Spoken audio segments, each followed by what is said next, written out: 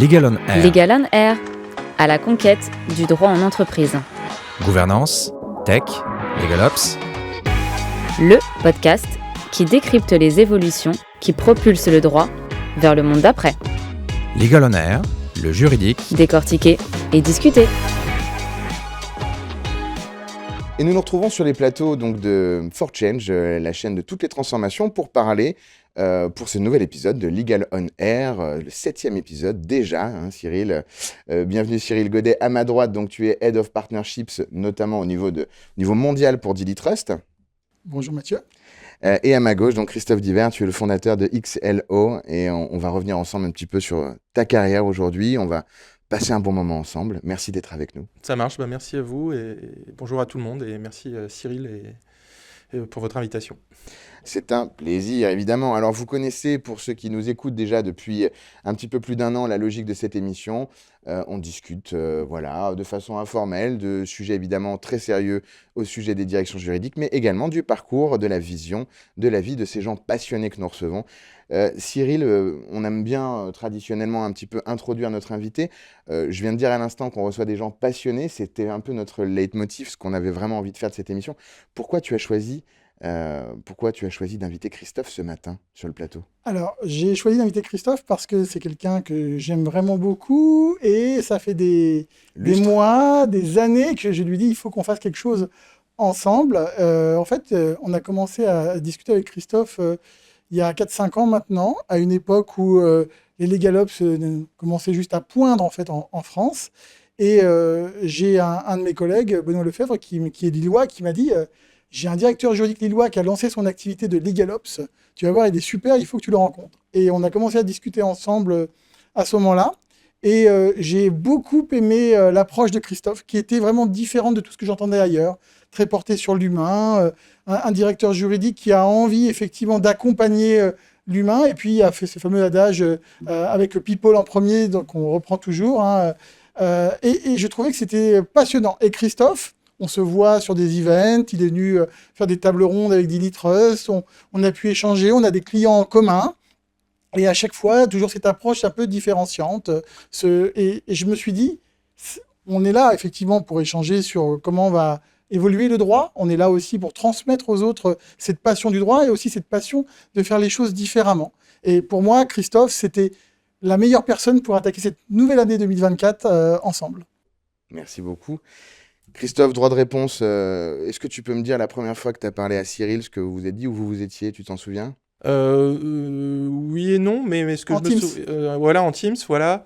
Mais un échange effectivement sur des sujets où on se rapproche, où on avait un match commun sur les sujets que tu viens de développer et une approche qui était tout sauf froide de ces sujets ou industrialisée. Ce qui, moi, m'a m'étonné en ayant commencé mon roadshow de découverte des Legal Tech. Après, on reviendra sur ma carrière et comment j'avais cette appétence pour ces sujets dans le cadre de ma fonction de direction juridique. Mais non, tout simplement, tu l'as bien résumé. Humainement, ça a matché et on attache beaucoup d'importance à ceux qui sont des faiseurs ou des faiseuses sur le terrain dans les directions juridiques. Avant de parler d'outils, de process, etc., on est vraiment attaché à ce que les gens soient à l'aise et vivent bien leur situation. En fait. Et je rebondis sur ton point, donc on va faire l'exercice de ta carrière et de ton œuvre, mais il y a beaucoup aujourd'hui de structures qui se sont montées avec des entrepreneurs ex-DJ, où c'est quand même assez rare, parce qu'on voit pas mal de structures se monter côté conseil, on voit les bigs se saisir des sujets, on voit pas mal de choses. Les directions juridiques, d'ailleurs, commencent à arriver à débloquer les budgets et à se projeter, que ce soit même avec des équipes en interne ou avec des équipes externes. Mais un DJ qui devient entrepreneur et qui monte une telle structure, est-ce que c'est rare ? Est-ce que c'est... On commence à en voir, après je ne peux pas parler pour tout le monde, mais après je pense que le juriste est un entrepreneur en soi, mais qui a souvent été cadenassé, verrouillé, bridé, comme on peut l'être. Ça c'est une vraie tagline de l'émission, un juriste est un entrepreneur, ouais. C'est vrai que bon, je ne suis pas contre, mais c'est la première fois qu'on l'entend. Oui, mais c'est là où je pense que Cyril aime bien ces choses-là, c'est que justement le juriste a des choses cachées en lui et qu'on ne laisse pas assez s'exprimer.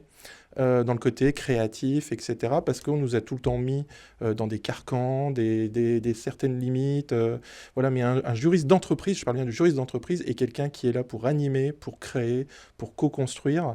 Et donc, moi, le côté entrepreneur, il est venu assez naturellement. C'est pas une lubie post-Covid qui est arrivée chez moi. C'est quelque chose qui était ancré, en fait, parce que quand on en reparlera tout après, mais quand j'ai commencé, je suis toujours parti dans mes expériences d'une page blanche. Comme je dis tout le temps, un ordi vide, un bureau vide, une chaise et un bureau. Et on doit créer, voilà. Et c'est ce côté-là qui a tout le temps été ancré à côté de mes missions techniques qui a fait que je me considérais, mais j'ai toujours été un juriste entrepreneur, en fait. Pas au sens, j'avais pas de cabis à mon nom, pour appeler ça aux juristes, mais je pense qu'on est tous entrepreneurs sans en avoir conscience ou en ne nous permettant pas de l'être, en fait. Et c'est là où il y a encore du chemin à parcourir, je pense. Je vais rebondir sur ta question.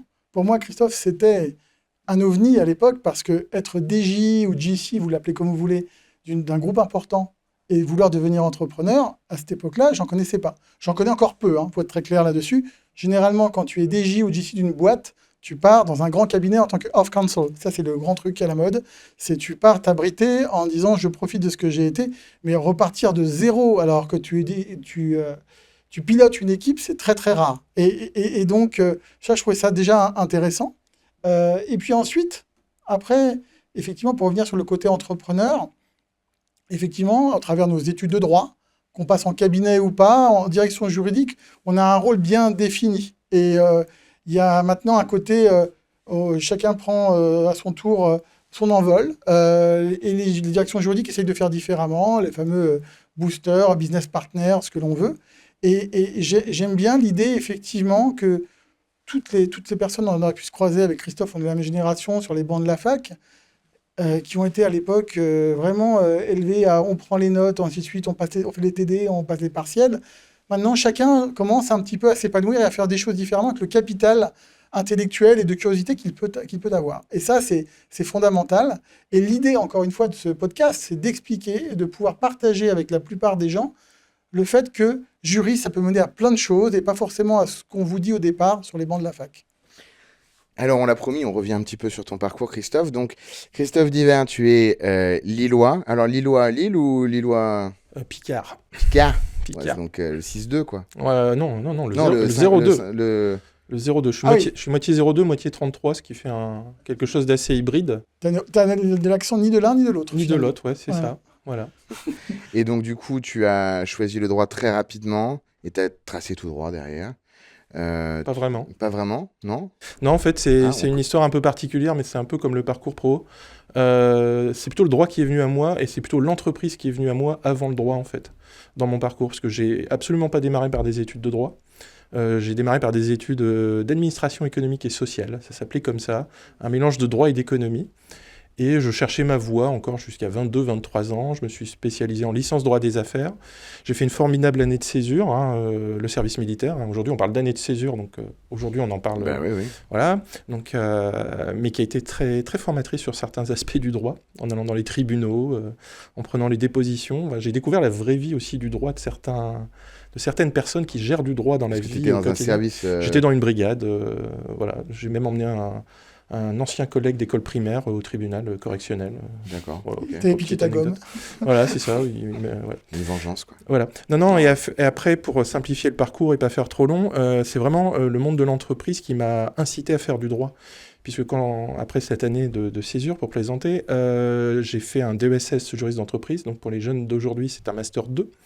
Et j'ai eu la chance de faire 2 stages fabuleux qui m'ont montré la vraie vie, en fait, la vraie vie de terrain. Donc j'ai commencé dans un cabinet d'avocats où je me suis occupé de la probation des comptes d'un de mes ouvrages préférés lorsque j'étais jeune, à l'école. Et là, j'ai dit, mais c'est génial, parce que je travaille pour une boîte que j'adore, et qui en l'occurrence s'appelait La Hulotte, un petit magazine sur la nature. Voilà, et après j'ai fait un stage dans la société MBK, Yamaha maintenant, où j'ai travaillé sur un sujet hyper rébarbatif, les apports partiels d'actifs, de moteurs hors bord, mais en fait c'était vachement bien de... C'était pas sur la partie scooter? Non, scooter, j'ai fait quelques petits sujets de droit des affaires et tout à l'époque, mais ça en a été mon sujet de mémoire en fait, les apports partiels d'actifs, que je trouvais un peu rébarbatif, mais faire ça en contact d'opérationnel, ça a vraiment été une révélation pour moi en fait, de parler avec des commerciaux, des techniciens, des financiers, en dehors du juridique et en dehors de faire ce beau traité d'apport. On retrouve beaucoup dans ce que tu expliques, donc la notion de terrain, hein, puis j'ai lu quelques petites choses sur toi avant, et effectivement, tu as toujours valorisé ce début de carrière très terrain, cette recherche du terrain. Pourquoi, avant de rentrer dans le droit, pourquoi tu avais besoin de te confronter tout de suite au terrain, à la réalité des choses, plutôt par exemple que de faire un doctorat ou de passer un peu plus de temps sur les bancs de la fac? Parce que c'est un moteur pour moi, en fait, d'être toujours dans le bon sens, hein, j'en parle souvent, dans le bon sens, dans la création, le concret. Et voilà, donc je n'étais pas capé, j'étais pas programmé pour faire de la théorie. Et donc voilà, j'aime bien construire, on en parlera peut-être tout à l'heure, où je suis aussi connu pour ça, mais moi, en entretien, je peux sortir mes Lego et on construit des choses tout de suite, parce qu'on va visualiser en Lego ce qu'on est en train d'imaginer. Donc il faut toujours que ça soit cohérent, que ça soit dans mes activités. J'ai le cerveau qui est en permanence en train de bourdonner et de chauffer, donc il faut tout de suite qu'on puisse créer, mais de façon assez simple, avec des choses toutes simples. Quand je suis dans des missions, je parle souvent de mise en place de bonnes premières pratiques. Donc avant d'aller chercher le Graal, on fait déjà des choses, on a une table, on va déjà poser les pieds dessus, quoi. Question un peu intime, on n'est pas encore loin dans l'entretien, mais quand on a le cerveau qui bourdonne, parfois c'est pas évident pour les proches, on se prend des réflexions. Qu'est-ce que tes proches pensent de toi par rapport à ce côté justement créatif, où là tu parles de sortir des Lego, parce que j'ai vu que tu étais certified Lego Serious Game. Play, ouais. Donc on va en parler, hein. Qu'est-ce qu'on fait avec des Lego sur scène avec des directions juridiques, mais bon, ça peut être très didactique, on l'entend, mais voilà, qu'est-ce que tes proches pourraient nous dire aujourd'hui si on avait fait un micro-trottoir? Et ça non, je rigole. Je pense que ouais, il y a un côté un petit peu, mais repose-toi un petit peu, parce qu'il faut te reposer et prendre soin de toi, hein, ce qui a été aussi un des critères de ma carrière de direction juridique, où je suis peut-être allé un petit peu trop loin dans ma fonction, et ce qui est aussi à la source de mon projet d'entrepreneur et d'accompagnement des DJ, parce que je pense qu'on peut facilement se cramer la santé et laisser un peu de bien-être de côté à cause de carrière. Donc j'y ai mis beaucoup d'affect dans mon projet, pour me dire ça doit pas arriver à d'autres, en fait, aussi, de se cramer un petit peu. Donc par contre non, les gens le vivent bien, parce que je suis tout le temps en train d'inventer des choses, quoi. Quand c'est à la famille, on fait des voyages sympas, des balades sympas, enfin voilà, cet été mes enfants ont dit c'était génial avec papa, c'était un vrai gamin, et ça j'en suis fier. C'est communicatif. Je pense que Christophe a cité deux termes importants. L'affect. Effectivement, on dit toujours que les juristes, c'est des gens assez froids. Et je pense que c'est en train de changer, et plus généralement, et que dans notre génération, il n'y avait pas beaucoup de monde qui avait le droit de montrer de l'affect. C'était pas bien vu au départ. La bien-pensance faisait qu'il fallait plutôt être froid, être capable de pouvoir être, de délivrer, et pas forcément de montrer quoi que ce soit. Et ce que je trouve intéressant, on a parlé, le terme était un peu galvaudé, mais d'ubérisation du droit, je crois qu'aussi par ubérisation, on peut dire par démocratisation du droit. Et donc cette capacité pour tout le monde de pouvoir, avec ce qu'il a au fond de lui, pouvoir effectivement échanger, participer, donner un avis, donner un conseil. Et c'est ça qui est intéressant. Et quand on échange avec Christophe, quand on le va, par exemple, si tu vas sur les transfos du droit, alors je vais donner un autre événement pour pas que ça... ou alors le suivi du droit en entreprise, par exemple. Par exemple. Évidemment. Et que tu vas sur le stand... Pour celles et ceux qui savent voilà, que c'est le plus bel événement de l'année, évidemment. Voilà. Et quand tu vas sur ce genre d'événement et que tu vas sur le stand de Christophe, il y a toujours un côté un peu ludique, convivial, dans l'échange avec lui, que tu ne retrouves pas forcément sur tous les stands. Et les gens, ils ont envie de venir discuter. Et ça, c'est intéressant, puisque finalement, ce monde... maintenant, c'est plus du top-down, c'est essayer d'échanger ensemble pour essayer d'avancer. Le Legal Ops, qu'est-ce que le Legal Ops? C'est aussi l'idée de un moment où le directeur juridique se dit je peux avoir besoin de quelqu'un d'un peu plus transverse qui va m'aider à avoir une autre vision pour mettre en place des choses auxquelles je n'aurais pas pensé ou je n'aurais pas le temps de mettre en place. Et ben c'est ça, c'est pouvoir échanger, discuter, apporter quelque chose de nouveau. Et c'est bien, effectivement, et on l'a vu au travers de l'ensemble de nos invités, qu'il y a cette créativité, ce besoin de transmettre des choses. Et tu remarqueras, Mathieu, à chaque fois qu'on discute avec eux, toutes les personnes qu'on reçoit, il y a toujours une carrière un petit peu... on s'y attend pas. Quand il y a des choses qui vont sortir, de discuter, c'est pas un parcours linéaire, HEC Sciences Po, l'ENA, ainsi de suite. C'est des choses beaucoup plus... j'ai été curieux. Et ça, c'est fondamental. Curieux du terrain, curieux donc de l'échange, curieux de l'humain, curieux de ressentir les choses, avec un cerveau qui bourdonne, on est effectivement sur une notion très émotion, très, enfin voilà, des choses qui te tiennent à cœur. Et puisqu'on était sur ton parcours, je reviens sur cette petite question. Donc, tu es passé par des boîtes dans la grande distrie, dans le cinéma. Oui. On a parlé à l'instant donc dans l'industrie avec des moteurs. Tu as été à la fin, et on passera un peu de temps dessus, donc directeur évidemment des affaires juridiques donc de Kiloutou. Quel est si on devait retenir un moment dans ta carrière que tu as particulièrement aimé, une boîte? Ah bah c'est Kiloutou, bien évidemment, puisque j'y ai passé 19 ans. Donc, et c'était le fait d'être dans une boîte qui était une PME au départ. Quand je suis rentré dedans, j'étais un juriste, un des premiers juristes de la boîte. Et on était dans une autre galaxie. On était une grosse PME qui a complètement changé à travers 3 LBO successifs. Donc on est passé d'environ 800 personnes, 90 millions d'euros de chiffre d'affaires à aujourd'hui le milliard, 5 pays et 6000 salariés. Donc quand vous êtes au milieu de tout ça, en rentrant comme juriste, piou-piou à 24-25 ans et que vous finissez à avoir été responsable juridique DJ et qu'autour de vous, vous regardez, on a constitué une équipe de 13-14 personnes, ouais, c'est un beau moment, quoi. Donc c'est un moment qui dure, j'ai envie de dire, c'est pas un moment particulier. Mais il y a un moment quand même où ça a été, enfin un moment qui te vient à l'esprit comme ça sur ces années, un moment de doute, un succès, un moment de joie, un moment dur. Le vrai succès, je trouve, et ce qui me fait prendre conscience de ce que j'avais déjà en stock dans ce cerveau qui bourdonne, c'est le premier LBO, en fait, qu'on a fait. Où je prends conscience que la fonction juridique est regardée de près. Puisque je suis dans ma PME, je fais mon juridique, je suis avec des gens sympas. Je rentre à l'époque avec un DG très, très sympa, hyper analyste, qui dit mettez un juriste dans un dossier, ça fout la merde, mais bienvenue quand même. Voilà. Je me suis super bien entendu avec lui et je lui dois plein de choses, hein, s'il nous écoute. Voilà, non, Pierre-Yves. Mais en fait, le LBO apporte une sorte de projecteur sur le métier de juriste d'un seul coup. Parce que chez nous, c'était vraiment exceptionnel hein, d'avoir un actionnaire extérieur en dehors d'un familial qui arrive. Et d'un seul coup, on se retrouve à faire un audit, etc., de la boîte et du juridique. Et on prend conscience que toutes les petites choses qu'on a mis en place au fur et à mesure, des fois avec beaucoup de ficelles, de bouts de ficelle, de bricolage, pour être poli, hein, on se rend compte que ça apporte quelque chose. Ça tient le coup. L'historisation des données, à l'époque, petite historisation de la data, des principes de gestion des contentieux, la façon dont on centralise nos infos sur les provisions, etc. On se rend compte que les questions qu'on nous pose, on arrive à répondre, allez, bon an, mal an, à 60% du truc, là où certains sont noyés. Donc là, je me dis... Et à l'époque, j'étais 1 ou 2, quoi, sur cette partie-là. Quand vous étiez 800, t'étais 1 ou 2 On était 2 à peu près, ouais. Il y avait une juriste en droit des affaires. Après, je mets de côté la partie droit social, qui avait une direction juridique droit social, mais on a démarré à 2 avec Virginie, la juriste en affaires. Et on était 2, on avait embauché une assistante juste avant le LBO. Donc, je gérais, moi, la partie immobilière, la partie beaux commerciaux, la partie droit des sociétés, actionnariat. Vraiment, on était à 3 dans un petit bureau, quoi. Tu t'es senti dépassé un moment sur un deal avec de tels investisseurs qui regardaient, avec un process, avec un premier tour, un deuxième tour, une finale, des sujets que tu n'avais peut-être pas encore évoqués. Il y a un moment où on se sent dépassé alors que ça arrive et que tout est... Non, jamais dépassé parce qu'on est des gagneurs et on se tient à la barre. Par contre, ouais, j'avoue qu'à titre perso, ouvrir son téléphone à 6h du matin dans un process d'audit et qu'on sait qu'on a une quarantaine de personnes de grands cabinets avec des spécialistes de la fisca, etc., voilà. Mais au final, c'est des choses qui font grandir.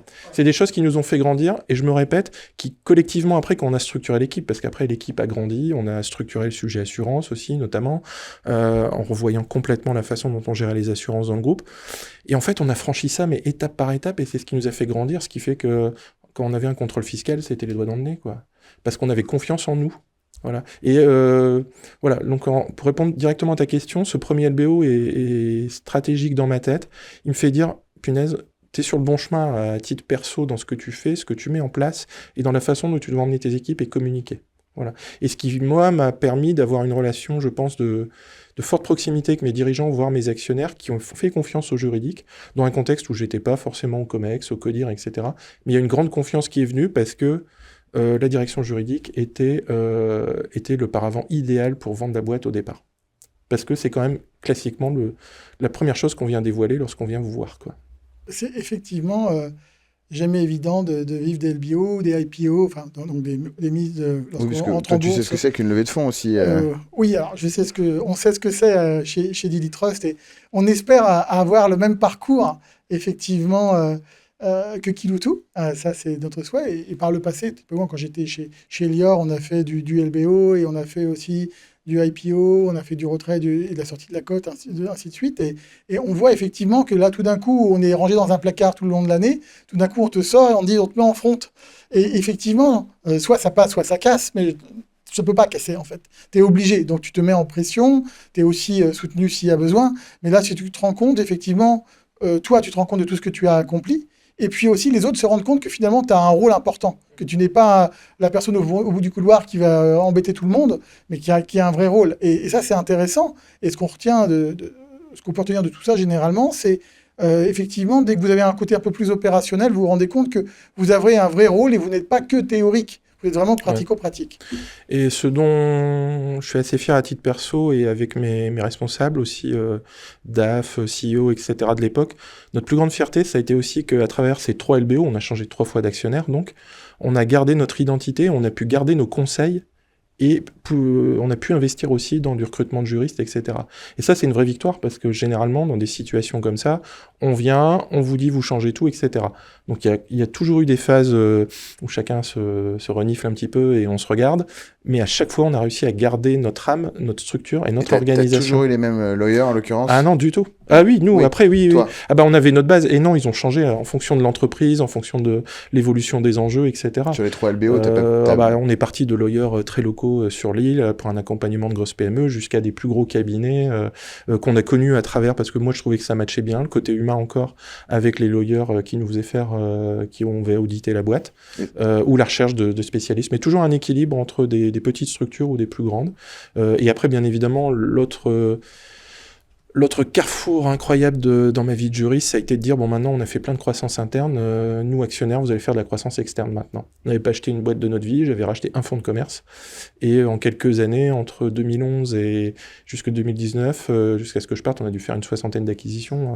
France, étrangers compris.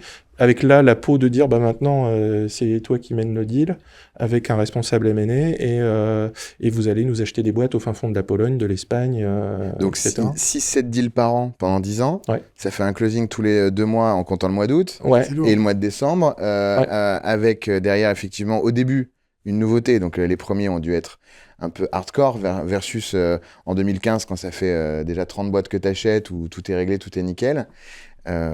Et est-ce que tu te souviens du nom de projet? Tu sais, les projets ont toujours un nom de code. Alors nous, c'était toujours très alcoolique. Alors, c'était des noms de pinard ou d'alcool. Le nom de projet le plus fun que on a eu. fait Condrieux. Super, ça commence bien. Ça commence très bien.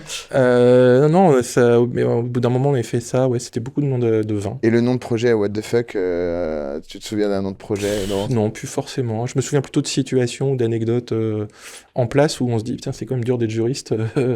Voilà, quoi. Par exemple? On ne peut pas en parler là. Des signatures sous seing privé en Pologne où à 3h du mat, l'avocat d'en face, peu recommandable, dont on ne connaît même pas le pédigré, est en train de vous changer des annexes en polonais dans la gap, quoi. Donc, d'accord, sans markup évidemment, quoi. Sans markup. Donc là, t'as compère et puis tu pries.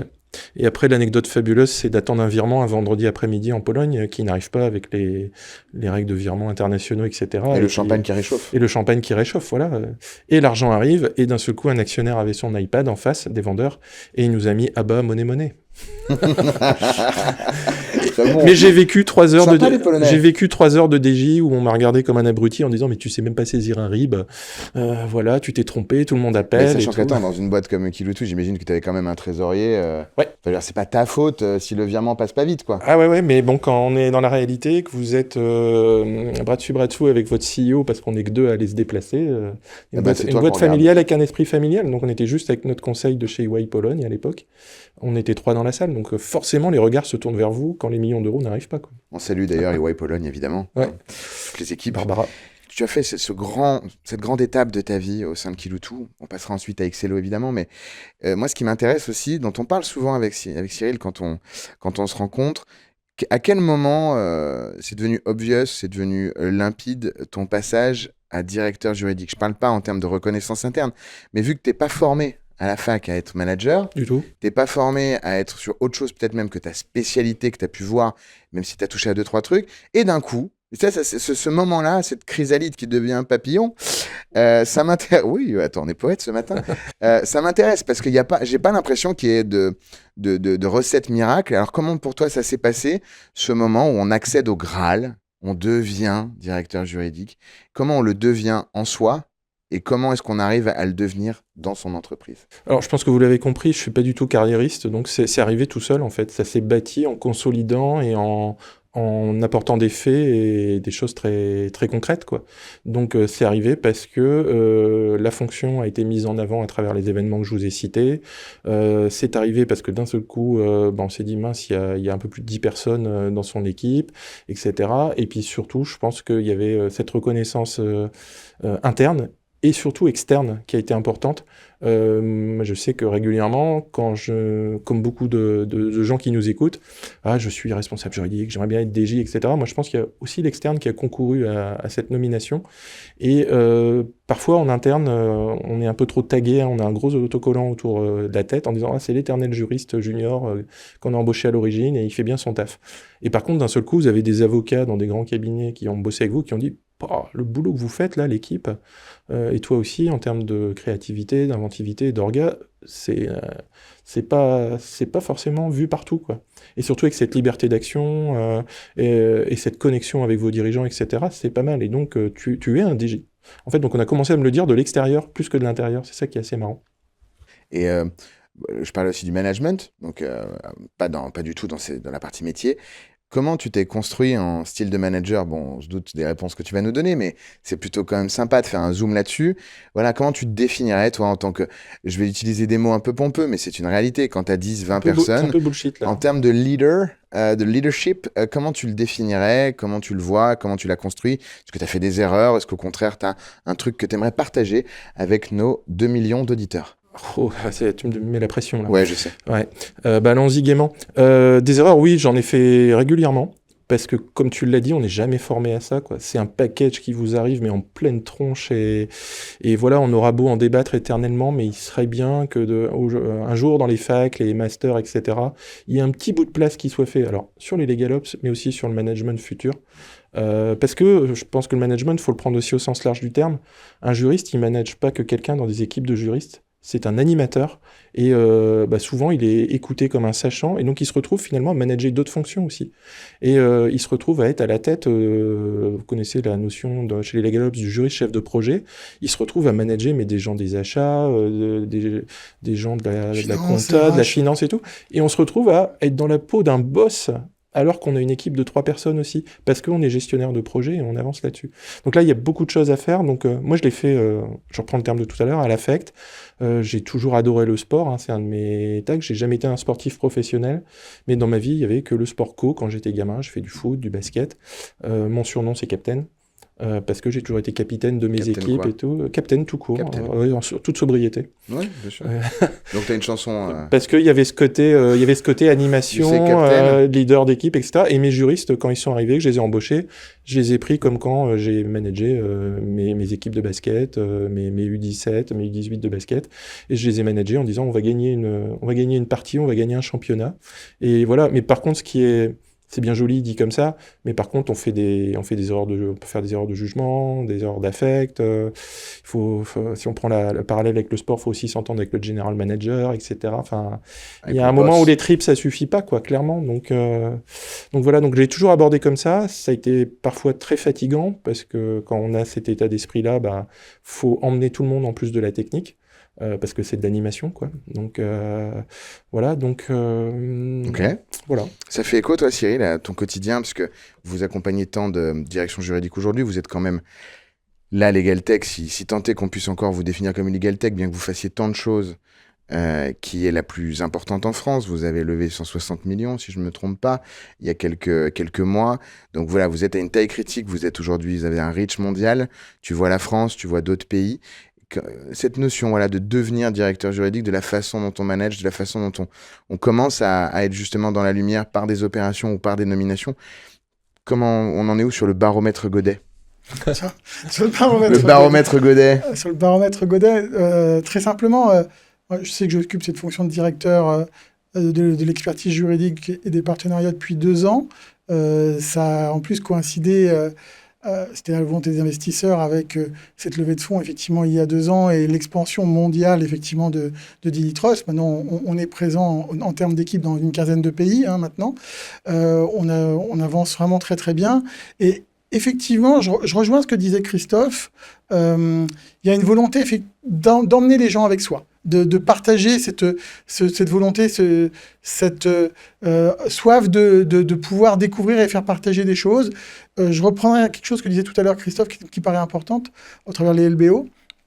On a la chance que notre CEO, Yves Garagnon, qui est à la tête de la boîte depuis 20 ans, ait toujours souhaité effectivement faire grandir l'entreprise, mais en conservant l'âme de l'entreprise. Il s'est entouré aussi de personnes qui sont historiquement présentes, comme ça peut être mon cas et bien d'autres. Et donc, on veut garder cet ADN, cette âme de l'entreprise, malgré différents tours de table. Ça, c'est fondamental. Et donc, le challenge, généralement, c'est comment grandir tout en conservant cet ADN, cette âme-là. C'est super important. Et si tu arrives à matcher les deux, c'est génial. Et moi, j'ai la chance d'avoir une équipe qui grandit au fur et à mesure. On était 2 il y a 2 ans quand j'ai commencé. On est 6-7 maintenant dans l'équipe. Donc, on avance effectivement. Et j'ai la chance d'avoir des gens à travers le monde et qui viennent de différents pays. Et à travers tout ça, ce que j'essaie de leur transmettre, là où j'essaie de même, on pourra en parler avec Christophe quand tu les recrutes aussi, c'est voir si ces personnes-là, il y a la même appétence, tu vois, parce qu'il y a des gens qui vont être très carriéristes ou qui vont uniquement, ou qui vont avoir une vision un peu très conservatrice du droit. Moi, j'aime bien les gens qui sont curieux, qui ont envie d'avancer. Et comment devient-on directeur ? Je ne sais pas si parce qu'on te donne un titre de directeur, tout d'un coup, hop, t'es directeur. Je pense que tout simplement, tu as une envie d'avancer. Et là encore, je vais rejoindre Christophe. C'est à la fois ton personal branding interne et externe. C'est-à-dire que tu vas accomplir des choses en interne. Et effectivement, on m'a vu arriver il y a 12 ans chez Daily Trust, je faisais un métier de responsable juridique. Mais à côté de ça, j'ai fait pas mal de choses en dehors également. Donc, tu as cette évolution et cette capacité à embarquer ton entreprise vers l'extérieur et être accueilli comme étant l'un des porte-parole, l'un des représentants de l'entreprise. Si tu es fiable pour les autres, si tu embarques et tu véhicules des ondes positives, effectivement, tu vas t'accomplir là-dedans. Et dans le directeur, il y a diriger, mais il y a aussi surtout piloter, animer, donc embarquer un ensemble de personnes. Et chez Daily Trust, là, on a cette chance-là d'avoir une vraie belle expansion. Maintenant, on est aussi sur l'Amérique latine. On arrive vraiment à faire de belles choses. J'étais il y a quelques semaines à Dubaï, où on explose. Aujourd'hui, je salue, il y a une membre de mon équipe, on est en Arabie Saoudite aujourd'hui. Il y a un forum Legal Tech, le premier forum Legal Tech d'Arabie Saoudite qui se tient aujourd'hui à Riyad. Donc, Léna, qui est dans mon équipe, est en train d'animer tout cela à Riyad. J'ai échangé avec elle tout à l'heure. C'est partout dans le monde maintenant, c'est extraordinaire. Mais ce qui est intéressant, c'est toujours de communiquer la même chose, cette proximité, cette envie effectivement d'aider les directions juridiques, de sécuriser leurs données, et puis toujours aussi d'avoir une approche de juriste à juriste. Donc si vous avez un enthousiasme, si vous avez envie de partager une passion, et que les gens sont effectivement aussi sensibles à tout cela, vous allez embarquer du monde.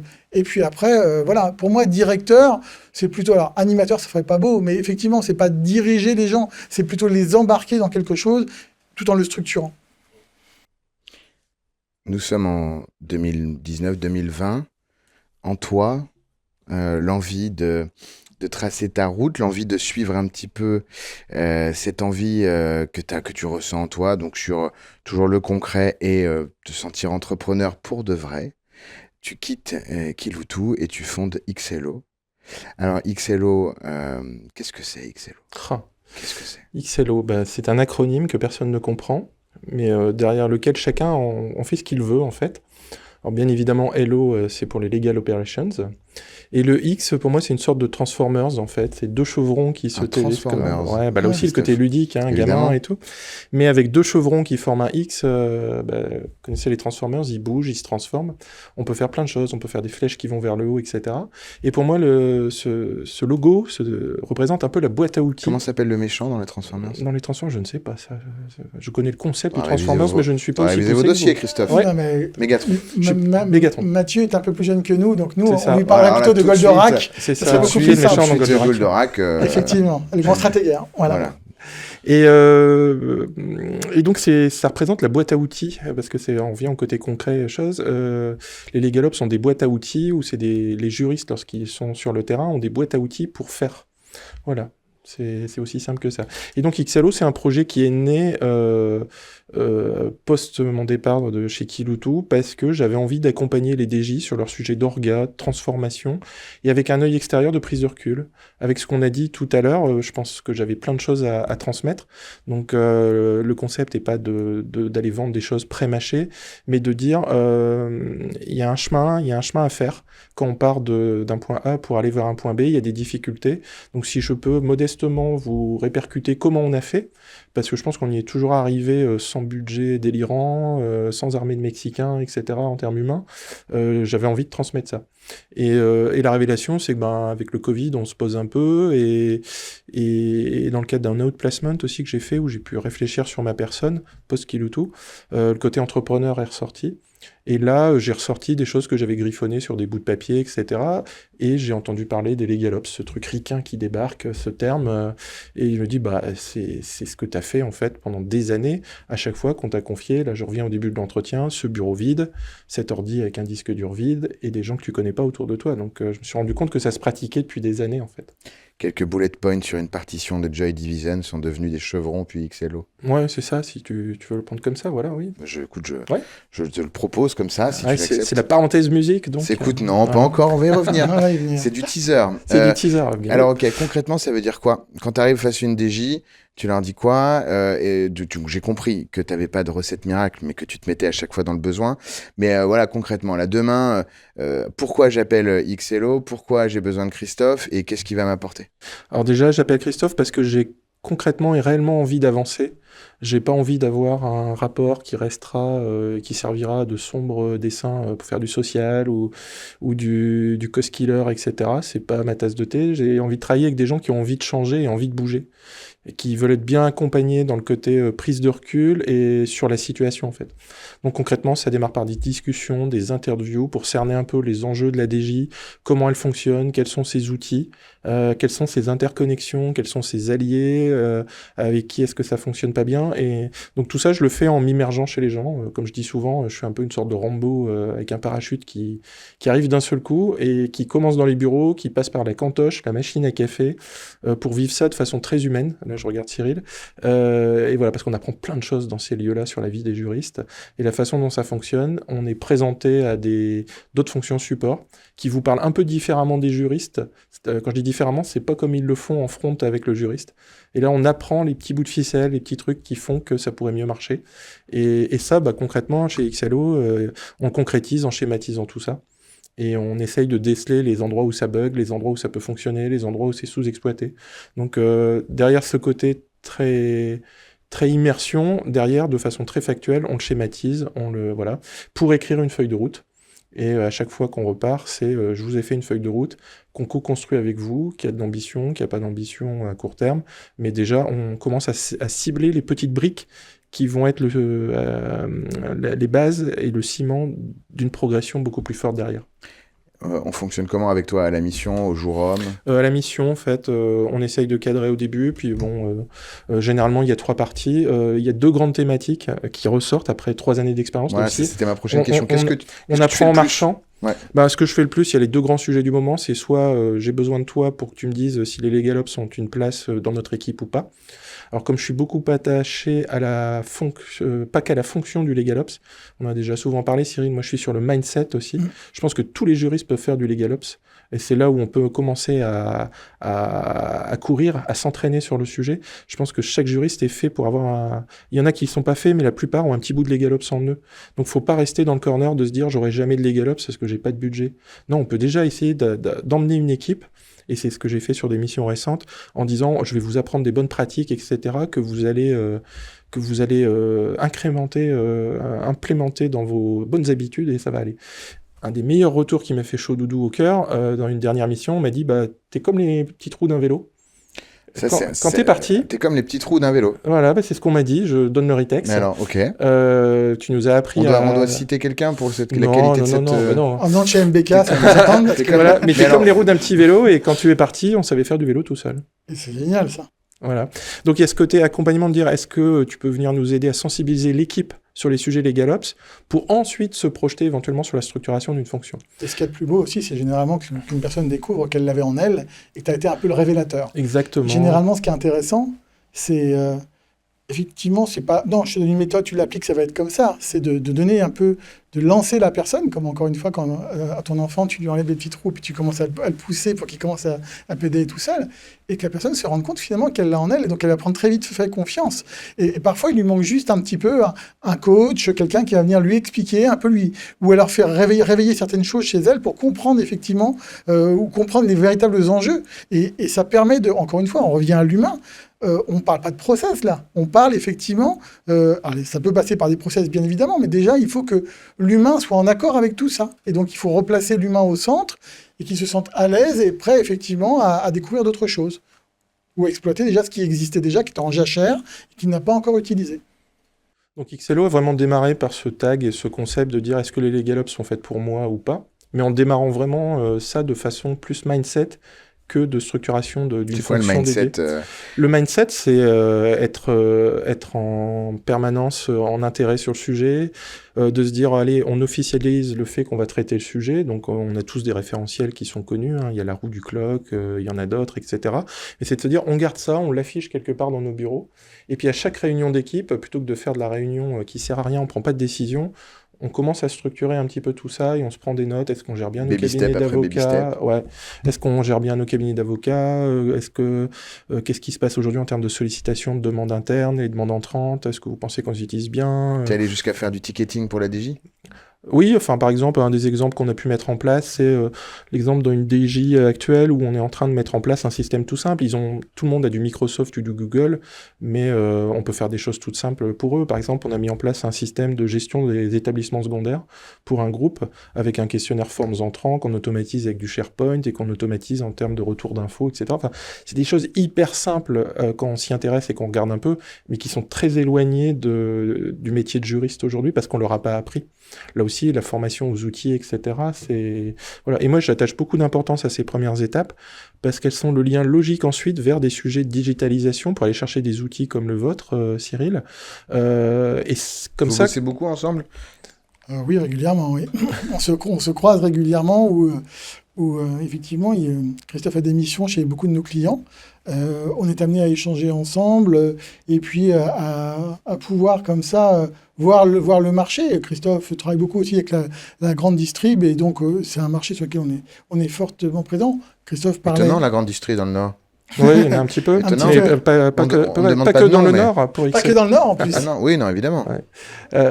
Non, mais c'est intéressant. Et un des fondements aussi du projet XLO, c'était de se mettre un petit peu au milieu de ces techs, de ces legal tech ou autres, fintech, etc., sur tech, et le monde opérationnel des juristes ou des risk managers, etc., quand on parle d'assurance, parce que je considérais quand on regardait, il manquait parfois ce lien, et les gens avec qui ça matche bien, bah, c'est des gens avec qui je discute, et avec qui on peut apporter des choses en termes voilà, moi, si ces missions que je suis en train de faire côté client permettent de faire avancer aussi l'éditeur, je suis super content parce que ça matche des deux côtés. Alors bien évidemment, je suis indépendant vis-à-vis de l'écosystème Legal Tech, sauf quand il me demande de faire une étude de marché ou des choses comme ça. Mais après, sinon, je suis côté client, mais avec la volonté de faire progresser l'outil aussi. La question qui tue, tu es prêt, Cyril ? Christophe, le truc trop cool sur DiliTrust, puis après, il y aura l'autre question.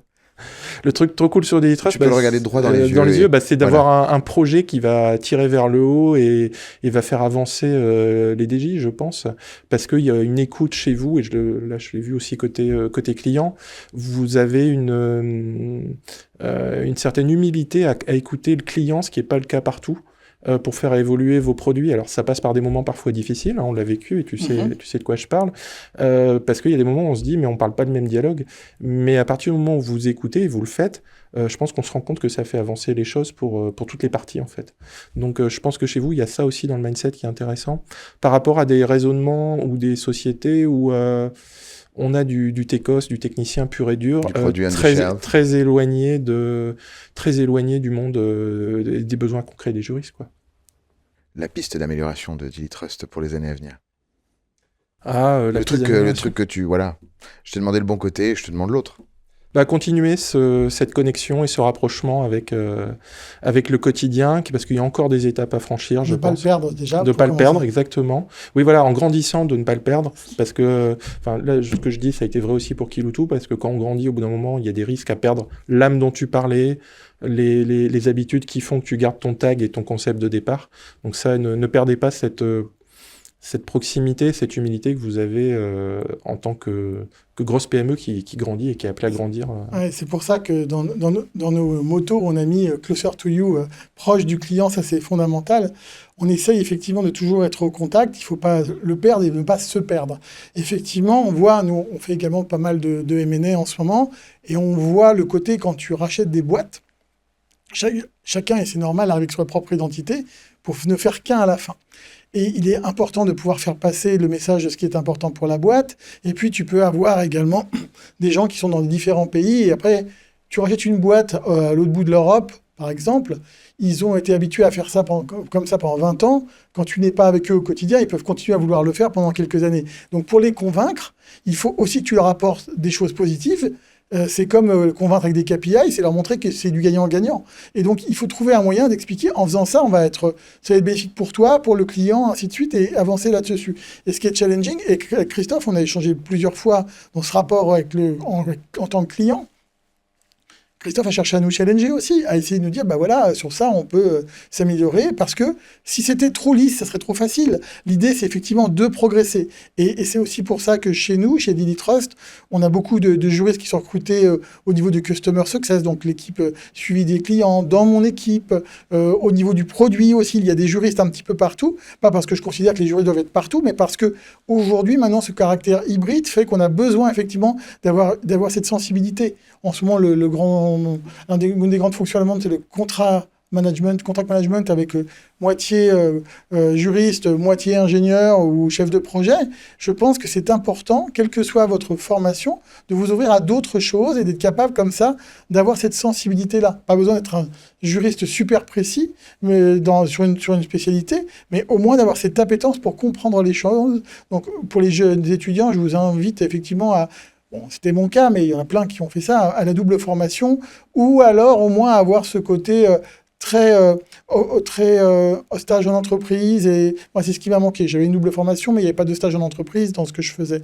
Christophe a fait le DESS, qui était à l'époque la seule possibilité pour un juriste de faire quelque chose en entreprise. Si j'avais pas eu les stages, on se parlait pas aujourd'hui. Exactement. Et ça, c'est super important. Donc, pour revenir à la question... Dilitrust, effectivement, ce qu'on essaie de faire passer à tout le monde, quel que soit le pays, la culture, c'est d'être proche du client, de le comprendre, d'échanger avec lui et de se dire qu'on ne va pas juste nous avoir notre idée, mais on va être à l'écoute pour mieux faire avancer les choses. Au niveau, on va revenir dans un instant sur Excello, mais au niveau international, tu parles en France, à l'étranger, t'as un ressenti sur, par exemple, les US où tu vas de temps en temps, le Middle East où maintenant tu vas de plus en plus souvent, ou d'autres pays, par rapport à la maturité de la fonction juridique dans ces différentes géographies? Oui, ce qui était là, typiquement, on a pas mal maintenant de clients et d'équipes sur la Colombie et le Mexique. On se rendait compte qu'on était encore en phase d'évangélisation sur la partie de l'Amérique du Sud, ou l'Amérique centrale. Il y a encore un gros travail. Le Middle East, ça c'est impressionnant. Quand j'étais donc à Dubaï au mois de décembre, et puis je préparais une table ronde où on parlait de l'IA dans les conseils d'administration. Parce que Dilitrust, maintenant, met son IA dans tous les modules et on est capable maintenant de faire beaucoup de choses d'IA générative, effectivement, y compris sur les conseils d'administration. Et puis je prépare ma table ronde. Et puis, je discute avec le patron de Dubaï qui me dit « Mais non, mais ça, ils savent déjà ça depuis des années maintenant. Eux, ils sont hyper en avance. Il faut que tu avances sur la gouvernance. Ils sont à tel point, à tel point, à tel point. » Et donc, effectivement, je me suis rendu compte que selon les pays, alors, il y a des pays où ils sont passés directement au digital. Hein. Ils ne sont pas trop connus à l'ancienne. Ils sont passés directement au digital. Ils sont hyper en avance. Le Moyen-Orient, c'est vraiment comme ça. L'Europe de l'Est, c'est un petit peu plus compliqué. Et en plus, en ce moment, c'est une région un peu compliquée pour avancer. L'Europe, même en Europe, on peut voir la différence entre la France, l'Italie, l'Espagne. Il y a vraiment déjà une différence. La différence, elle se peut comprendre grâce à deux choses fondamentales. La première, est-ce qu'il y a une profession de juriste et une profession d'avocat ou est-ce qu'il y a une seule profession ? C'est pas forcément le cas dans les mêmes pays. Après, comment le gouvernement, comment l'État incite au digital ? Aujourd'hui, sans donner la date exacte, mais vous retrouverez, bonne fête à tous les amoureux. Aujourd'hui, on annonce le fait que dans France Identité, vous pouvez maintenant avoir depuis ce matin votre permis de conduire de manière digitale, totalement digitale. C'est un beau cadeau de Saint-Valentin. Ça, c'est un beau cadeau de Saint-Valentin. De ne plus avoir à toujours chercher ses papiers, vous l'avez maintenant sur votre téléphone. Il vous reste 3 points. C'est ça. Ce qui est intéressant, c'est que effectivement, on essaye de faire avancer le digital au service du quotidien. Selon le pays dans lequel tu vas te trouver, si le digital, même au niveau de ton permis de conduire, de ta pièce d'identité, ton moyen de paiement n'est pas aussi avancé, qu'est-ce que tu veux attendre que ça se passe en direction juridique ? Alors tu vas me prendre un cas inverse où, par exemple, il y a un pays africain où ils n'ont plus du tout de monnaie fiduciaire classique, et ils sont directement au digital, et ils payent qu'en digital. Mais le digital peut être porteur, mais il faut aussi structurer. Effectivement, on avait reçu il y a quelques mois la directrice des affaires publiques de France Digital, et on la salue, qui expliquait à quel point le lobbying était important pour montrer, mettre en valeur effectivement l'importance du digital pour l'ensemble d'un pays et des services publics. Donc ça, effectivement, il peut y avoir une grande variation, et c'est ça qui est super intéressant dans mon job actuellement, c'est de voir qu'il y a un ensemble de pays, de territoires. Je pense qu'on travaille maintenant directement ou indirectement dans 160 pays, et il y a un peu de tout. Mais par contre, ce qui reste important, c'est communiquer cette envie de digitaliser, expliquer pourquoi c'est important pour eux. Ça, c'est fondamental. Le caractère sécurisé, le caractère gagner du temps, ainsi de suite. Et puis, expliquer que c'est eux qui seront toujours, les directeurs juridiques, les juristes d'entreprise, qui auront toujours le dernier mot. L'intelligence artificielle, c'est une aide. Ce n'est pas elle qui va décider en votre lieu et place. Donc ça, c'est fondamental. Yes, Optimus Prime. Je compléterai ton propos en disant qu'il est important aussi dans ces démarches, parce que pour revenir à ta question de départ, le premier axe d'Ixello, c'est LegalOps, c'est ce que je peux le faire. Et après, au fil du temps, ce qui ressort vraiment, c'est cette digitalisation d'une DJ. Donc classiquement, c'est concourir à des appels d'offres ou des demandes de cadrage du besoin. Du cadrage du besoin, de quoi est-ce que j'ai besoin, parce que là, je me rends compte que j'ai des outils historiques où je suis pas outillé, ou des choses qui sont complètement éclatées. Je suis en train de connaître une aventure un peu à la Kiloutou, à la Daily Trust. On grandit et je me rends compte qu'on rachète des boîtes dans lesquelles parfois il y a un juriste ou pas, mais que j'ai aussi un outil qui se balade là-bas au fin fond de l'Amérique du Sud ou d'un truc. Et je suis perdu, moi, en tant que DJ ou mes responsables juridiques, parce qu'on sait pas comment franchir le cap. Donc là, c'est pareil, intervention, cadrage des besoins. Et là aussi, un tag important en ma personne et sur Ixello, ce côté, on ne se regarde pas que le nombril du juriste, on va regarder ce qui se passe autour. Donc systématiquement, dans ce genre de mission, je vais interviewer, regarder avec la même méthode que celle d'avant sur les LegalOps, mais on va regarder ce qui se passe partout. Qu'est-ce que vous avez comme ERP ? Qu'est-ce que vous avez à la Trésor ? Qu'est-ce que vous avez pour suivre votre immobilier, etc. Et là, on commence à faire une cartographie d'une sorte de mutant, où on se rend compte qu'il y a des outils ou des process qui sont non écrits, désincarnés, etc. Et que c'est ça qu'il va falloir, dans une feuille de route, remettre un petit peu à plat, avant d'aller parler de façon cohérente à des éditeurs.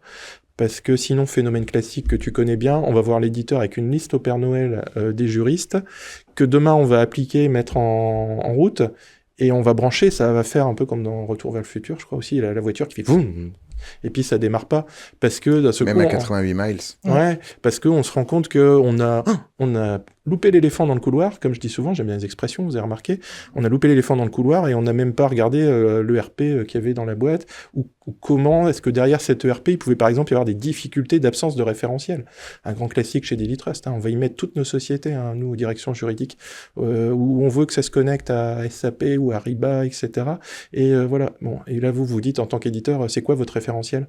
Ah bah on en a 4 ou 5 dans la maison et on s'est jamais mis d'accord dessus, on n'est pas d'accord sur la data. Et là, on voit qu'il y a des sujets aussi qui vont devoir être travaillés collectivement en dehors de la DJ pour que le choix de l'outil de la DJ serve à d'autres personnes et à d'autres services et d'autres supports. Et c'est ça le travail qui est à faire aussi et qui est intéressant. 2-3 clients, on peut les citer ou c'est méga off ? Non, je peux les citer. J'ai travaillé donc plutôt dans le retail avec Auchan et Daily Trust. Sinon, je travaille avec le groupe Le Safre. J'ai travaillé pour Leroy Merlin. Je travaille actuellement pour le groupe Kuehne+Nagel, les transports. Bien sûr. Voilà.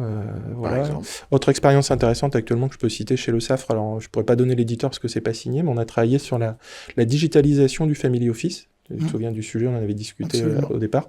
Et ça a été une mission très enrichissante parce qu'on était dans un domaine où les éditeurs sont pas forcément encore allés voir, parce qu'on se dit, est-ce qu'il y a des choses à faire dans les family office, c'est un peu poussiéreux, etc. Et donc, on a lancé un appel d'offres dans lequel on a dit, c'est très open, et on a discuté avec plein d'éditeurs qui, aujourd'hui, même ceux qui n'ont pas été retenus, se disent, mais on a compris un peu par des use cases, etc., quels étaient les besoins de juristes en family office. Et on va avancer avec 1 ou 2 éditeurs sur l'avancement de la chose. Donc là, vous retrouvez à la fois le côté mission, cadrage du besoin, limitation d'une lettre du Père Noël, etc. Au côté discussion ouverte avec un éditeur pour faire progresser son outil, et deal gagnant-gagnant pour tout le monde. Je vous dis, même, sincèrement, même pour ceux qui n'ont pas été retenus dans cette affaire-là, je pense qu'on est d'accord pour dire, et c'est le retour qu'on a eu, qu'on a appris des choses. Et ça, c'est le plus important pour moi aussi. Il paraît logique, effectivement, que les family office, dès lors qu'ils sont d'une certaine taille, auraient tout intérêt à avoir une vision un peu plus organisée, un petit peu plus cadrée de leurs activités. Oui, parce que dans la plupart des cas, ça reste assez papier, poussiéreux, conservé dans des archives, beaucoup de confidentialité, etc. Avec peut-être des mandats sociaux détenus par des personnes décédées depuis 20 ans. Peut-être, on ne sait jamais. Non, enfin moi, dans le cas de figure que j'ai cité, la mission que j'ai faite, c'est géré par des gens formidables, mais qui consignent tout de façon manuscrite ou dans des tableaux Excel. Donc c'est au cordeau, il y a tellement... Et ça, je me retrouve vraiment dans la façon dont j'ai géré ça aussi chez Kiloutou, avant d'avoir des outils. On y met tellement d'énergie, de croisement, de recroisement d'infos que... On peut voir il la même chose n'y a en pas de digital, place à l'erreur, exactement. et que c'est compliqué, c'est un vrai serpent de mer, parce que le family office, ça mélange du corporate, du taxe, une partie RH également, et qu'effectivement, il n'y avait pas d'outils sur le marché qui faisait la totalité. Moi, je sais que j'ai commencé à discuter avec la famille Mullier il y a une dizaine d'années sur le sujet, et l'impact du taxe, par contre, était hyper important. Il parle beaucoup de pacte du travail, notamment. Il y a un vrai sujet là-dessus, et qu'il faut savoir s'adapter. Et bizarrement, ils arrivent avec leurs besoins, eux, qui est, pour le coup, très familial et très spécifique, et il n'y a rien qui rentre dans les cases directement. Donc, ce qui est intéressant, c'est d'être accompagné par quelqu'un comme l'équipe de Christophe qui va pouvoir vous aider à trouver effectivement chaussures à votre pied. Ouais, là, dans la démarche qu'on a effectuée, c'était bien évidemment l'outil idéal n'existe pas aujourd'hui, et même dans l'expression des besoins. Par contre, on a vraiment, avec tout le monde, que ce soit, je répète, avec les gens choisis ou pas choisis, co-construit une première marche qui va en avant vers quelque chose où c'était... Ce micro-marché, mais qui mérite d'être adressé. Et c'est ça qui est intéressant, on revient sur le côté créa, etc., c'est de partir de quelque chose où il y a des choses à construire, quoi, et ça a été le cas. Quelle tête, quelle forme, puisque tu as parlé de Lego, de mutants, on aura fait les Transformers et les X-Men, c'est bien. Quelle forme aura la direction juridique dans 10 ans, Christophe Divert? Question pour Cyril aussi, évidemment. Grâce au LegalOps, grâce à la mue des directions juridiques plus proches du COMEX, plus proche plus visible, plus claire dans leur mission, dans leurs KPIs, dans ce qu'elles apportent. Quelle tête aura cette direction juridique dans 10 ans? Je pense qu'elle sera plus haute, comme tu le cites, dans les organisations, si elle arrive à prendre le virage de certains sujets. Et là, actuellement, on a beaucoup parlé, donc LegalOps, digitalisation. Moi, je pense que le sujet, là, encore aujourd'hui, mais de demain, c'est l'appropriation par les juristes du sujet data. Ils ont beaucoup, ça je le répète depuis des années, j'en suis convaincu quand j'avais les mains dans le cambouis, les juristes sont à un carrefour de prise de décision et de data qui sont sous-utilisés, en fait. Donc, et l'intérêt, c'est de mieux mettre en avant cette data. On parle d'outils de CLM, on parle d'outils de gestion de contentieux, etc. Il y a toujours des liens qui se font vers des outils financiers, trésor, achats, etc. Et donc, le juriste va arriver à se positionner plus haut parce qu'il va être une sorte de primo-garant, je ne sais pas comment le dire, de cette data, parce qu'il va être le premier vecteur de digestion de cette data lorsqu'elle va être bien stockée. On parle beaucoup de mots à la mode, un peu bullshit, comme on parlera tout à l'heure de data lake, etc. Je sais pas de quoi tu parles. Mais voilà, les juristes peuvent vraiment arriver à transformer une data qui est aujourd'hui sous-utilisée en des choses super utiles pour l'entreprise.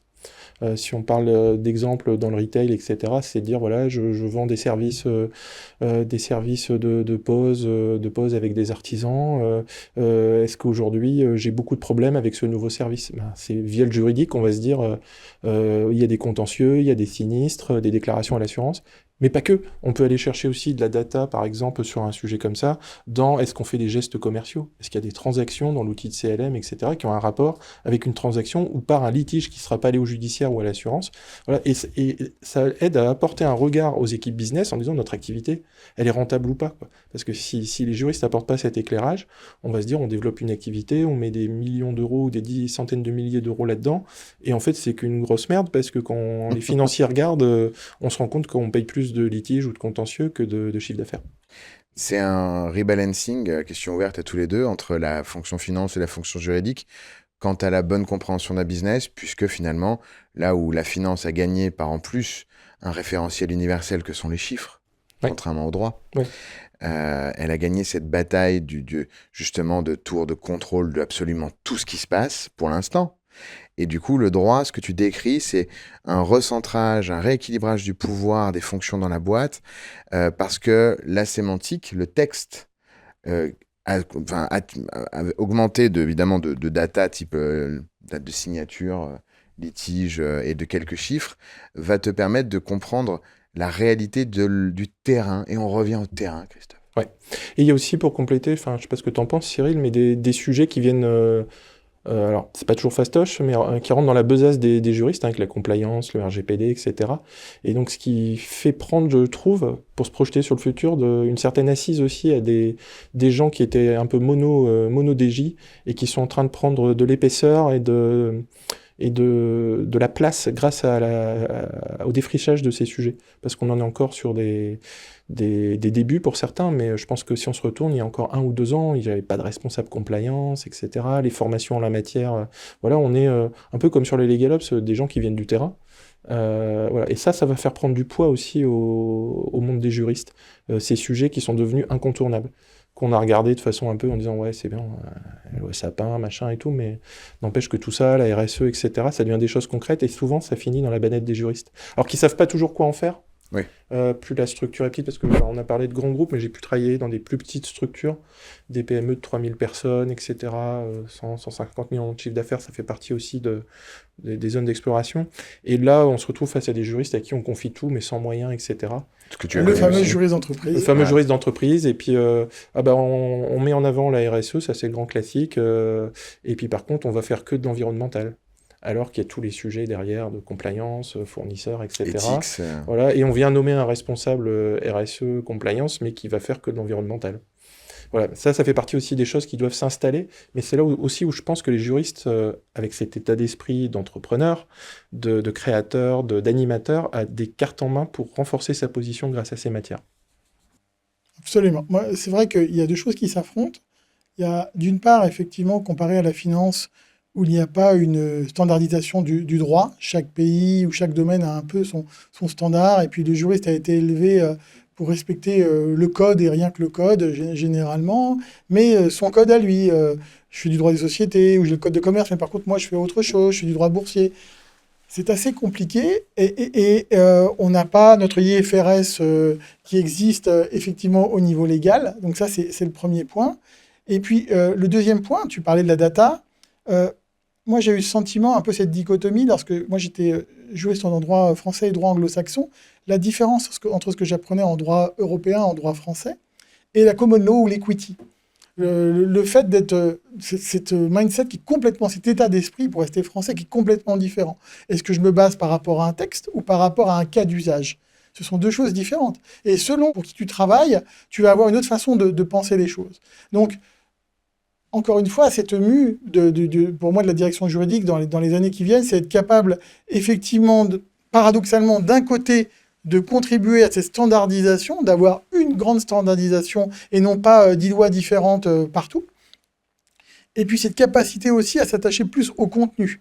Effectivement, les juristes, ils sont assis sur une mine d'or. Les données, elles sont sensibles, on les manipule, ainsi de suite. Parfois, c'est ce qui fait un petit peu la fierté des juristes. Ils sont très rarement reconnus à l'extérieur, mais quand on leur parle, on sait qu'eux, ils connaissent plein de choses confidentielles, ainsi de suite, et ils sont très contents d'avoir cette confiance interne, de pouvoir gérer tout ça, d'être un petit peu le garant, effectivement, de toutes ces données-là. Ce qui, d'ailleurs, je t'interromps, est aussi un frein, des fois, à la digitalisation, Exactement. à l'ouverture Totalement. du savoir, parce qu'on a un peu de mal, nous, Tu as du juristes. mal à perdre une partie de ton pouvoir Exactement. Donc d'influence. ça, c'est un des points d'action, d'arriver à faire comprendre que c'est partageable pour ton intérêt. Mais j'ai fonctionné aussi comme ça, je le reconnais. Hein. Mais voilà, petite parenthèse. On le comprend plus quand on a 50 ans que quand on en a 30. Exactement. Parce qu'à 50, tu es prêt à transmettre, ou à 30, tu veux à tout prix tout ce que tu stockes, tu veux garder, voilà, le contrôler. Donc effectivement, il y aura cette mue qui va, je pense, se passer.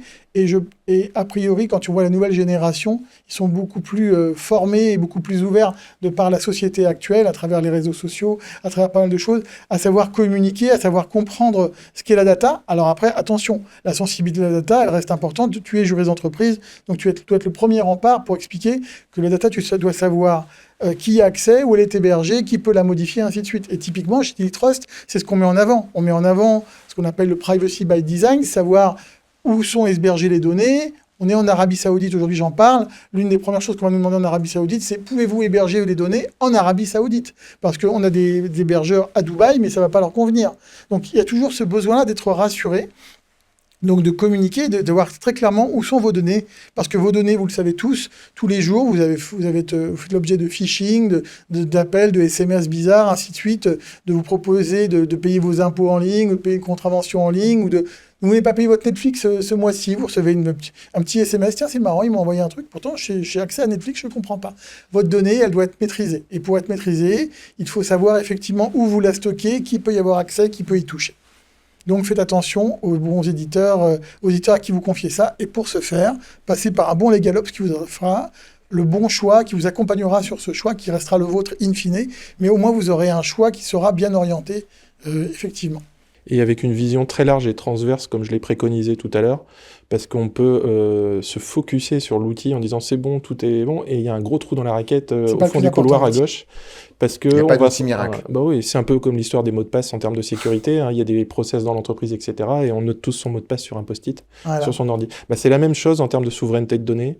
On va avoir un truc hyper garanti et tout, puis on va se rendre compte qu'on va mettre ça sur des drives ou des trucs, ou qu'on balance l'info lors d'un deal avec un disque dur pas crypté, etc. Enfin, voilà. Faut être vigilant sur toute la ligne, et donc on a besoin... Là, c'est pareil, d'un travail collectif avec un LegalOps ou un autre en chef de projet pour accompagner tout ce qu'il y a autour de ce projet qui est purement juridique au départ. On va bientôt arriver au C'est pas faux show. Juste une question d'abord, on a évoqué Joy Division tout à l'heure. Quand tu dois justement dans cette vie, dans cette aventure, faire une pause, qu'est-ce que tu fais pour te ressourcer? Alors à la fois rien. Ce qui est pas mal. Hein, fusionner des fois, avec le canapé. Mais en fait, j'arrive pas à le faire. Parce qu'il faut que donc quand je fais rien, je fais quand même quelque chose. Donc mes passions, c'est la BD, la musique. Un titre de BD? Un titre de BD. Du moment. Alors Saint-Elme. Saint-Elme. La fin de Saint-Elme, là, il y a le tome 5 qui vient de sortir. C'est du pas bonheur. Mal.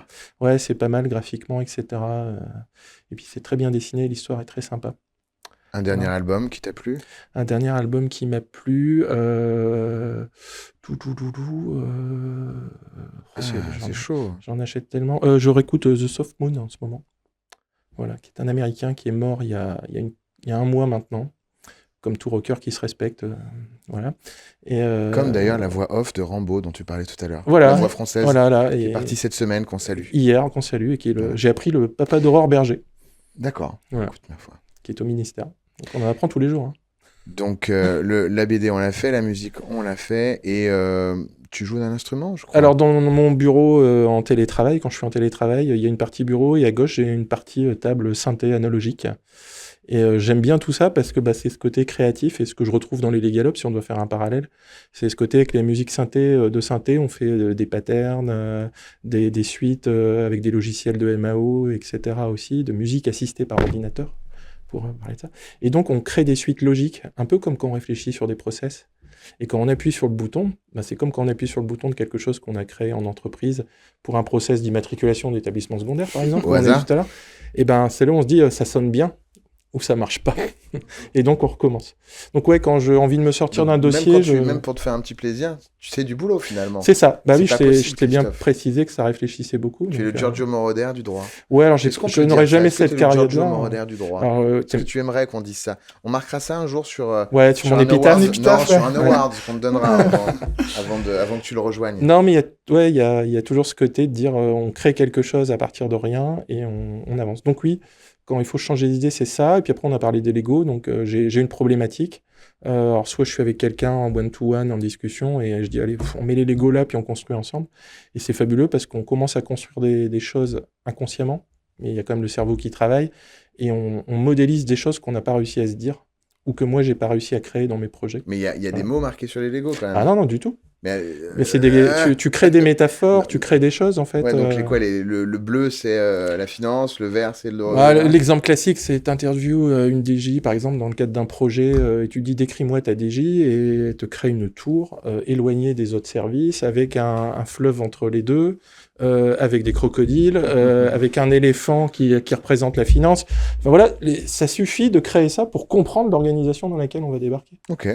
Tu l'as déjà fait toi ça?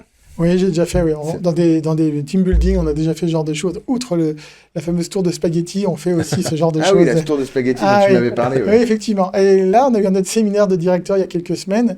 Et on a échappé cette année, effectivement, à la tour de spaghetti. Il y avait une rupture de stock des pâtes Barilla ou Panzani, pour en citer au moins deux marques. Ouais, ça nous enverrait évidemment les droits, hein, cher Marc. Effectivement, mais non, c'est intéressant parce que je pense que ça rappelle aussi à des choses, des sensations que tu avais quand tu étais enfant. C'est exactement ça. Et que ça permet effectivement d'avoir ce contact-là. On parlait tout à l'heure de la musique. Pourquoi pas, quand tu repars dans quelque chose, la musique, juste quand tu appuies sur une note, un son qui va te ramener... quand je pense synthé, forcément, je pense pas à Jean-Michel Jarre, même si j'aime bien, mais je pense déjà à Dépêche Mode pour commencer, mais je pense à une musique... On en parlera à chaque épisode. Hein, Art of Noise, par exemple. Art of Noise, qui était une musique que j'adorais. Et Art of Noise, quand tu mets un son ou deux, tu sais déjà reconnaître effectivement que ça va être telle ou telle musique. Et ça te renvoie à des émotions, à un état d'esprit qui fait que tu vas être à peu près plus ouvert après pour travailler ou pour réfléchir. Une sorte de Madeleine de Proust pour Exactement. Une sorte de Blue Note juridique. Voilà. Blue Note juridique, ouais. Exactement. Legal Blue Note. Prochain nom, ta prochaine boîte. Ouais. Il est là, tu peux le prendre. LBN, Legal Blue Note. Le C'est pas faux show, c'est parti. Donc, vous le savez, avec Cyril, nous aimons beaucoup une série télévisée qui nous a beaucoup marqué et qui parle du roi Arthur et de ses aventures. Le C'est pas faux show, comprendre en 30 secondes, 60 secondes avec notre invité, un terme, un mot qu'on utilise quotidiennement mais qu'on comprend pas vraiment. Christophe Divert, tu as choisi, je crois, le mot, la pratique du bullshit. Ouais, vous m'avez demandé de choisir un terme en soi, mais je pense qu'il y en a tellement que j'ai préféré parler avec vous de ce sport national qui est devenu le bullshit, alors qui en soi, en lui-même est un acronyme, un thème qui est de plus en plus abordé. Mais en fait, moi, j'aime bien en parler parce que je trouve que c'est quelque chose qui a débuté il y a quelques années. Hein. Ça a fait moderne de trouver des acronymes. Alors, il y a un vrai sous-sujet, un sous-projet des acronymes en entreprise. Hein. Quand j'arrive dans une entreprise, déjà, je demande le sommaire et la liste de vos acronymes. Alors, parfois, c'est structuré, parfois, on l'apprend, comme je l'ai dit, par hasard. Ça existe des boîtes où c'est structuré? Il y en a où c'est structuré, ouais. J'ai jamais... Et il y en a où ça fait 10 pages. Et il y en a qui l'intègrent dans l'onboarding des juristes. XPTDS, c'est sûr que... Mais il y a des boîtes qui ont des lexiques de leurs abréviations. Alors, elles sont pas nombreuses, mais dans les clients que je vous ai cités, il y en a qui en ont, oui. D'accord. Soit parce qu'elles appartiennent à un groupe qui a structuré ça, parce qu'on dépend d'un groupe. Parce qu'un jour, en haut, quelqu'un a dit ça m'embête. Est-ce que vous pourriez me donner un lexique? Eh ben, on salue ces entreprises, bravo, parce que je pensais même pas que ça ait pu être possible. Généralement, ils ont rencontré un cabinet de consulting qui est venu faire un audit une fois. Ils n'ont pas compris ce qu'il leur avait dit, ils ont juste pris note, et puis maintenant, ils le répètent systématiquement sans savoir pourquoi. C'est juste dingue, les sujets d'onboarding et d'offboarding des juristes aussi. Il y a plein de choses à faire, où on onboard des juristes en présentant juste ce qui se passe dans l'entreprise, mais voilà, il y a des choses à présenter sur la vie de la DJ, etc. Enfin voilà, et on est tous perdus, et même moi, en étant dans la même boîte pendant 19 ans, je m'y perdais dans les acronymes de Kiloto aussi, parce que... Donc le bullshit est partout. Le bullshit est partout. Alors, je voulais en parler parce que je considère que au début, c'était marrant, c'était un effet de mode. Après, je pense que c'est quelque chose derrière, derrière pas mal de gens, lorsqu'ils n'arrivaient pas à prendre des décisions, se sont cachés. Hein, l'exemple type, c'est le grand patron en séminaire qui dit Je suis super content de vous avoir tous autour de la table, les forces vives de l'entreprise. Ça veut dire qu'on a laissé les boulets ou les incompétents parce qu'ils n'étaient pas invités au séminaire. Ça, je trouve ça très bullshit quand même. Hein, mais c'est génial de... On peut le prendre comme une valorisation des présents, plus que Ouais, comme une ouais, dévalorisation mais pour moi, des c'est absents. bullshit. D'accord, j'entends. Et sauf qu'après, je trouve que c'est tellement révélateur, toutes ces expressions qu'on peut avoir. Hein, on va être agile, enfin, il y a plein d'exemples. Hein, on pourra donner des référentiels. Là, tu parles de mots un peu français, mais il y a aussi les Ah, barbarismes. les anglicismes, etc. Ah ouais. Je m'en suis noté quelques-uns. Moi, qui suis complètement mordu de franglais, je ne parle que On en comme a dit ça. plein. On a parlé de M&A, on a parlé mais, d'IPO. Faut reconnaître qu'on en emploie aussi au quotidien, quoi. Donc, on en emploie au quotidien. Et ce que je voulais dire, c'est que c'était très révélateur des silos qu'on rencontre dans les entreprises et qui sont les premières choses auxquelles on est confronté quand on vient faire des missions LegalOps. C'est que chaque silo a son bullshit et Son sa façon de se rempart, présenter. en fait. Son premier rempart. C'est sa exactement. culture.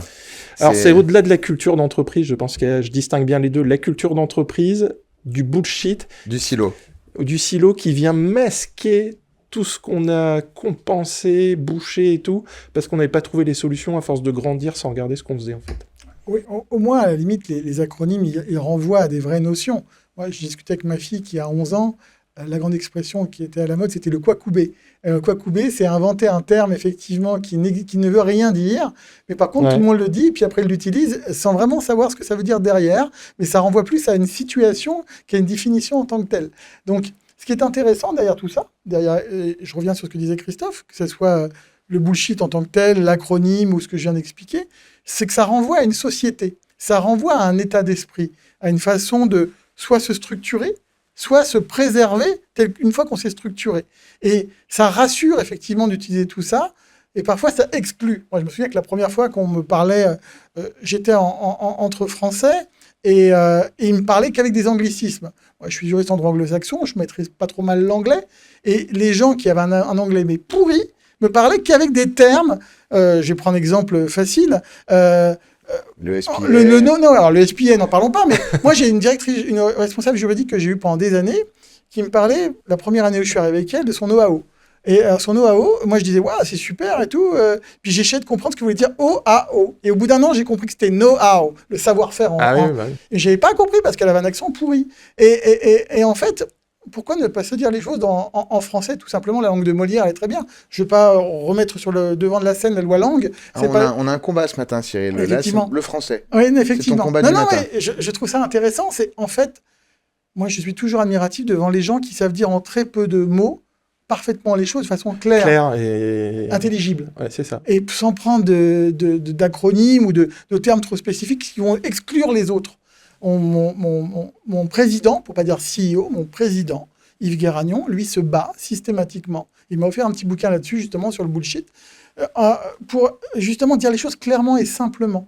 Plus tu es clair, plus tu es simple dans tes propos, alors c'est pas mon cas, je suis pas hyper synthétique, mais plus tu sais dire en quelques mots ce que les autres vont devoir dire en quelques lignes, mieux c'est. Parce que l'idée, c'est de transmettre, de partager quelque chose pour pouvoir poursuivre la discussion, pas juste de faire un monologue. Et petite info, moi, mon premier rapport à un anglicisme dans le travail, j'étais stagiaire et bien que je parlais anglais couramment, j'avais jamais été au travail en anglais. Et donc un jour, on me parle d'une to-do list et la première chose que j'ai eue dans ma tête, c'est un petit caniche blanc tout doux. Je te jure. Je dis ok, d'accord. Je vois bien l'image. Non, mais genre, et puis tu vois, j'ai une dame en face de moi me dit tiens, ta to-do list, c'est ça? Donc, je suis comme ça. Et tu notes pas? Je dis si. Donc je l'ai fait et puis évidemment. Tout bête, quoi, mais bon, ça part de là. Le premier vecteur pour vérifier ça, c'est marrant, c'est de regarder des comptes rendus de réunion où effectivement la personne qui est censée retranscrire tout ce qui s'est dit pendant 1 heure a mis des choses en rouge, entre guillemets, ou a pas osé l'écrire. Ou un point d'interrogation ou un petit warning devant en disant et s'en est à vérifier, quoi. Ouais. Non, mais la conclusion, je pense, c'est vraiment de ne pas hésiter, comme tu le dis, de s'en sortir, d'expliquer les choses simplement, quitte à ce que... Voilà. Parce que trop souvent, ça cache des choses. Et une que je me suis notée, que j'aimais bien, pour incarner notre why. Tu avais connu celle-là, hein. Notre why. On va disrupter en mode agile. On va disrupter en mode agile. Voilà. Donc moi, je suis désolé, hein, vous avez vu, je suis chiant, je creuse des choses, mais moi j'interprète, on arrête les conneries, on n'a pas de stratégie, et on va improviser parce que là je suis à court d'idées. Est-ce que si on plutôt que dire le why, si tu dis d'abord pourquoi, ensuite comment, est-ce que ça te semble moins bullshit? On va plutôt dire, on va travailler notre why, Ouais. on va se poser la question du pourquoi avant du comment. Ouais, c'est déjà une Ça te semble première bien étape. Ouais. On va dans le bon sens Ouais. ou c'est encore trop bullshit? On va voir la suite, comment on Ouais. met ça en action, quoi. Si ça reste une parole derrière un micro, etc., ça reste bullshit. Ouais. C'est un peu challenging. Quel est le mot que tu dis aux juristes aujourd'hui, au monde du droit, à cet écosystème avec lequel tu interagis? Qu'est-ce que tu leur dis? Un mot, une citation, un début de phrase pour l'avenir. Qu'est-ce que tu leur souhaites? Continuons, j'en ai déjà plusieurs, co-construisons, Co-construisons. c'est important. Avec ou sans Lego? Avec ce que vous voulez, à partir du moment où ça rapporte quelque chose. Cyril, qu'est-ce que tu leur souhaites? Ce que je leur souhaite, c'est de continuer à ouvrir leur chakra et essayer d'apprendre effectivement de tout ce qui les entoure et de se lâcher, d'essayer vraiment d'être eux-mêmes pour... La construction est très importante, mais surtout l'écoute de son moi intérieur, de ce que l'on veut développer, est fondamentale. Il ne faut vraiment pas rester dans ces carcans-là. Merci messieurs. Moi, pour ma part, je vous souhaite de ne surtout pas oublier de vous abonner à ces vidéos, à ces podcasts. Vous nous retrouverez évidemment sur YouTube pour cette vidéo, mais également vous retrouverez tous les podcasts de Legal On Air sur Spotify, Deezer et toutes les bonnes plateformes de streaming. Je vous remercie infiniment tous les deux. C'était un plaisir de vous recevoir. Merci. On aurait pu continuer des heures. On a été déjà un peu plus long que prévu. C'était super aware. Ah, c'était trop cool. Merci beaucoup. On se retrouve, on fait un copil pour la prochaine fois C'est ça, pour débrief, absolument. pour débrief avant Rex. Ouais, on absolument. se projetera sur Je la pense qu'on aura un roadmap très aussi. bon ROI, mais Ouais. ça sera super. Allez, on va builder tout ça. Allez, Merci infiniment à tous. À À très bientôt. bientôt. Vous regardez For Change. Au revoir. Legal on Air. Legal on Air, à la conquête du droit en entreprise. Gouvernance, tech, LegalOps, Le podcast qui décrypte les évolutions qui propulsent le droit vers le monde d'après. Legal on Air, le juridique. Décortiquer et discuter.